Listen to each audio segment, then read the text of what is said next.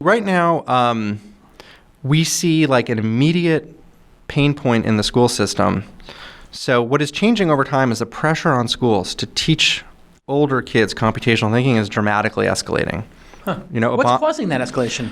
A cultural awareness that technology is a big driver of economic growth in the United States, and that if you don't have some sort of base level of tech skills, you're kind of redlined out of being employable. And if you're a parent who cares about their kids and they're 12 or 13 or whatever, and you wonder, hey, is my school giving them any skills relevant to knowing how software or technology works? So they're getting pressure from parents who want the real world. They're scared of what their kids are going to face in the real world. You can't be considered a good school and not address like how we're giving kids this knowledge. You just can't. It's impossible. Right. I mean, I say that as a parent. Right. It's just evident on its face. That pressure has escalated to the point where I liken this to like Alberta and the wildfires. We have so much dry tinder right now in these schools. The demand is so insane, but there's no clear product that can solve this equation, right?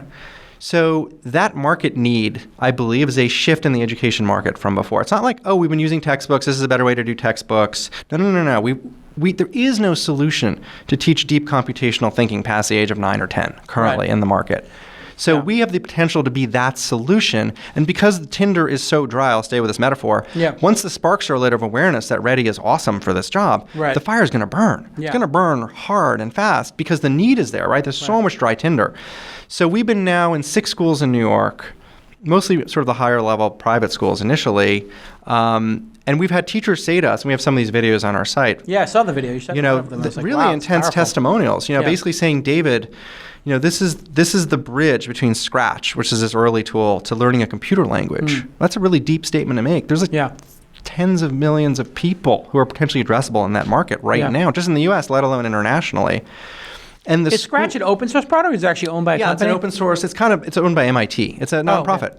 Yeah. So there's this window right now that's super exciting beyond Scratch. Like most people who have addressed this market have gone at the younger level, because when you address a higher level, you have to reinvent how software is made. It's as if there is no solution, because you got to reinvent the underlying thing like we did. It's much harder. It's not just like a better textbook. This is a PowerPoint for software. Has this started to happen across, we talked earlier about the sort of what we used to call the digital divide. It feels like the digital divide has largely, since everybody has a smartphone, been conquered in that everybody has access to it.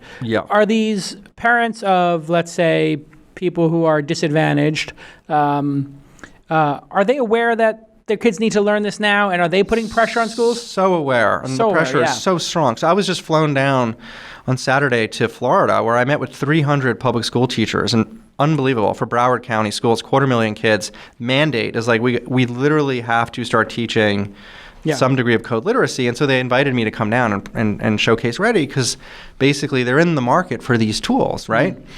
And these teachers don't know how to program themselves. Correct. So in a way, the tool needs to address two clients. The teacher needs to be able to learn the tool, and this feels like a tool the teacher could learn. Correct. That is the magic. So we didn't go out to sort of conquer this market. We were direct to kids. But in solving all these problems for kids, it turns out, so teachers have this unspoken negative aspect to getting the job done, which is, I need to feel safe. What does that mean, I need to feel safe? It means I need to be able to guide my classroom, know that the classroom isn't going to lose control because I don't know how to use the tool, I can't answer the question. I'm the teacher. Look foolish. I mean, is there a fear amongst teachers that they're inadequate, that they don't know this, and how could they ever teach it?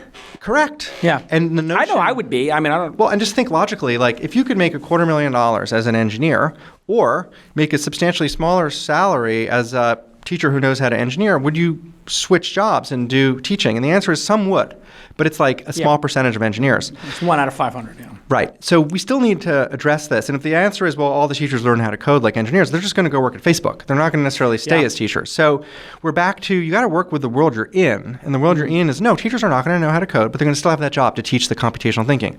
Ready, by kind of skipping over needing to use a computer language, turns out to be super adept for those teachers. So that's part of the pull, is we're solving this problem for the teachers, which is a tool that actually works for what they can convey. I love Squarespace. I use Squarespace all the time. It is a fabulous, fabulous product. And you can go to launchangelsummit.com.